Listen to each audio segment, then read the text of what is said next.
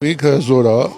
եթե հաշվում ենք, ասենք 19 բանի նախընտրական պայքարի մեջ որ կան, կարծում եմ ինքը զոր է, ինքն էլ կհաղթի, ինքն էլ երևի երկիրը կազատի։ Նախ մենք տեսել ենք Ռոբերտ Քոչարյանի տարիները եւ իշխանության կառավարման տարիները։ Տեսել ենք, որ միակ ղեկավարը, միակ ուժը ինքն է եղել, որի ժամանակ մենք ոչինչ չենք կորցրել, մենք ընդամենը բարգավաճել ենք։ Մենք հավատում ենք Քոչարյանին, Քոչարյանի ուժին։